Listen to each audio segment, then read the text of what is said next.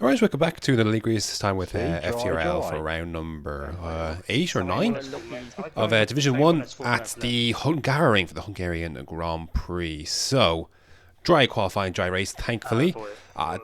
This is a track where I do enjoy going round it. I don't know, there's a nice flow to it. It's difficult to overtake and the racing can be a bit tough at times, but it has made for good league races, generally speaking, even though the real life track does not offer the same opportunities. But here's the setup. 611 wing for qualifying. Here's the rest of the setup. Finally cracked into the 13s. I think the quickest I did was a 13.6, I think, or 13.5 or something like that. I can't quite remember. I don't think it was a 13.4. Anyways, first run out of qualifying. Now this is what happens out of the box. I waited for a few minutes to get sorted and then went away. Car snapped away. Never lost a car like that before on that part of the track. So needless to say, that was a bit of a shock, all right, coming out of heading out of turn 3, or technically turn 2 rather. So yeah, that was a tough one, all right. Just oversteer and then correct it, wheel onto the grass, and then boom, around I went and into the barrier. So thankfully, though, I actually thought I was going to retire from the race, but or from the qualifying session, but we carry on. Here's heading into the, so we're about to head onto our last lap here. There's a big, you can see on the map, a big group of cars. So I'm backing off to allow each of them space to kind of get away, basically.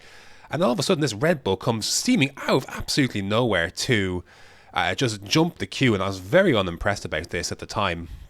Very unimpressed. A, I could have taken my wheel off very easily and caused an accident. But B, you don't jump the queue like that. It's general qualifying etiquette. So I was pretty unimpressed with that. Anyways, we get to the end of the lap, though, and it's actually a 13.7. Not too shabby at all. Very happy with that. Now, it's only good enough for P14 or so, but a very good lap for myself. P13, rather, but a very good lap, I thought, for qualifying myself. So, not too shabby with that. I qualified my teammates. That's all I could really ask for. And we'll see what the race holds. In the, you can choose a strategy. We can go from there. So, speaking of strategy time, going to go for the mediums and then on to the hards. Nice and long. Safety cars have a general propriety to change the outcome of this race, especially the strategy side.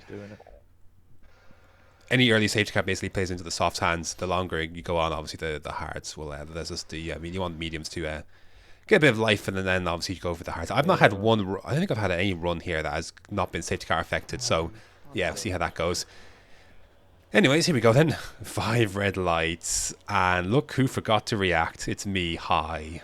Anyways, away we go. I actually thought I was going to jump start, so I stopped and then I just didn't react then. So yeah, already this is a very bad situation to be in. So hard runners are in front, lots of cars. I was getting absolutely swiped into here by Dark. So off goes Funky Chicken, losing the throttle. So we have lost a lot of places. A lot of places. So yeah, it's going to be...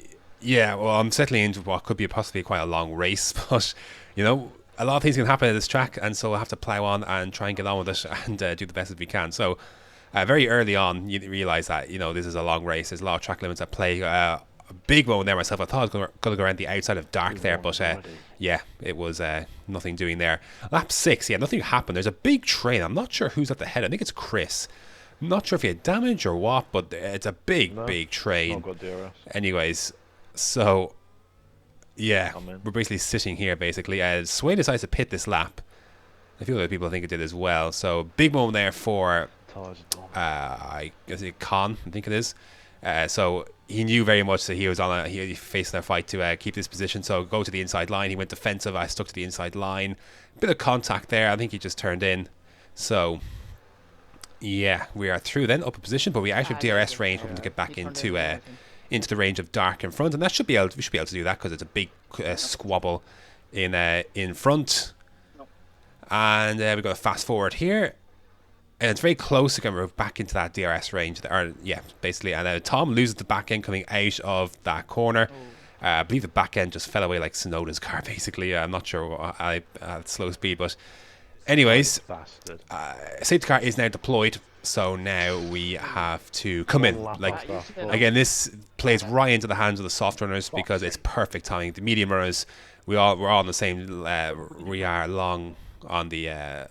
We can't go long now. Obviously, we're going to lose a pit stop. So basically, everyone's got to come in. Basically, so yeah, into the pits. We can put on the hard combat tires and go to the end of the race. It's not great, But the safety car has to force your hand at this stage, and 1 or 2 laps more that will play perfectly for the medium runners. But sadly, as things stand, everyone has to come in basically. So that bullshit.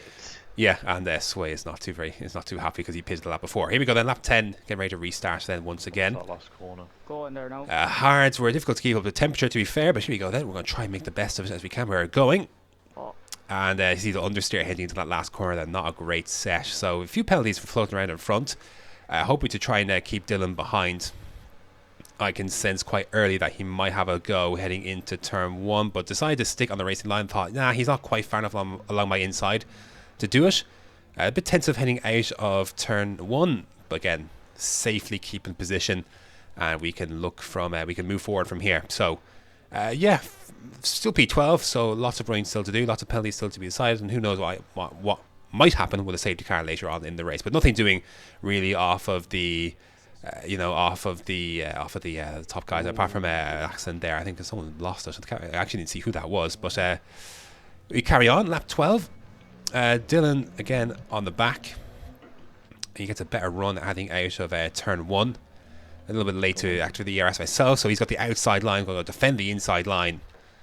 Again, nice and tight. I want to come across into his line and leave enough space on the outside. Got to swoop in and keep that position. So a nice bit of defensive driving there, to be fair. So still keeping that position, but I feel like it's only a matter of time before we end up losing that. I'm very tentative, and I have been since lap 5. I had 2 warnings in the first 4 or 5 laps. So I'm very tentative in coming out of turn 4 and through some of the other corners as well. So that has definitely played a part on my mind, and trying not to avoid a penalty. But here we go then, lap 13. He's going to get a move done here. Actually, he went defensive, and he committed to his line. So he went very deep though, and again very tentative, just not to try and obviously just upset the car and oversteer and go into a wall. But the situation is reversed. He's on the inside, and I can't handle that. So he's going to get through there, and he's going to move up into P11, sway behind on new mediums rather. So he's going to have to. He's going to be in prime position to overtake me as well. So that's not going to be great either. Again, the back end wants to do a snap right there. So Chris has a moment there. Not sure what happened to him, to be fair, but something happened.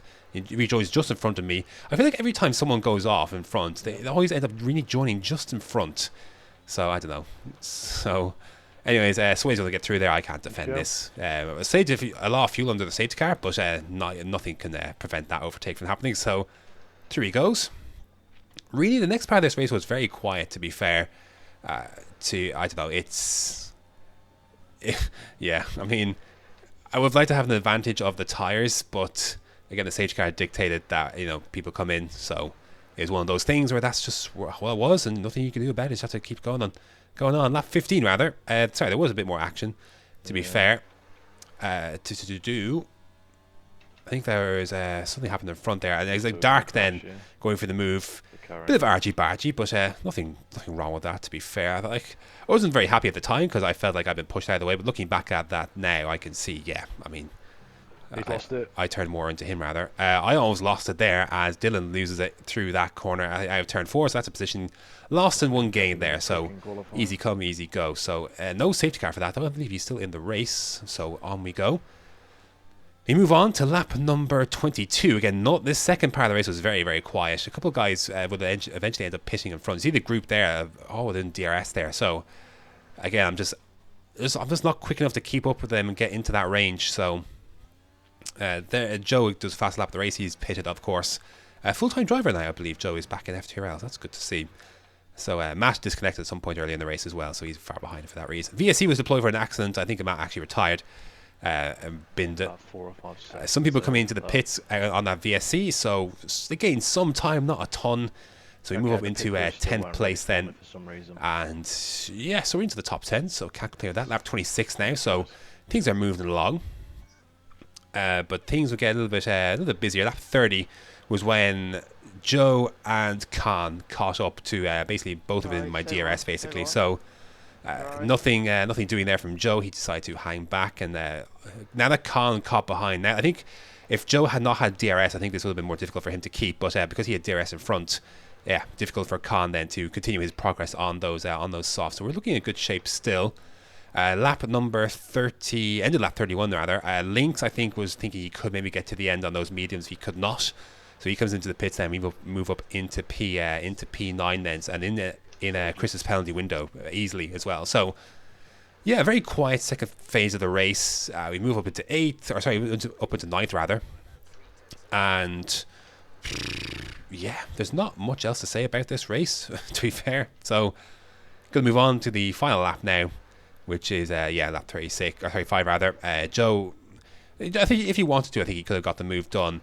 Lynx then on his softs made some progress later on. I think Sway had an accident himself at some point as well, trying to get back as well. He hit on mediums, and then he had another accident I think as well. So yeah, in the end I think Dutch wins the race, and then we finish 8th place. So not too bad. I can't really complain with that after how lap 1 went, and yeah, the general pace in comparison. So yeah, that was about the maximum I think that could have been done today. So happy days with that. Can't complain too much with that. You see your top 3 there. You're going to look at the lap times. He had the 2 penalties there, or 2 warnings there within the first 5 laps. So, it was, that definitely affected how I took some corners, but settled in quite nicely, I think. And yeah, not too upset with that. But yeah, that's going to do it for round number 8 or 9, whatever it is, of FTRL. What's next? Is it Brazil? That's a good track. I've gone well there, so I'm looking forward to doing that. So yeah, thanks for watching, and until next time.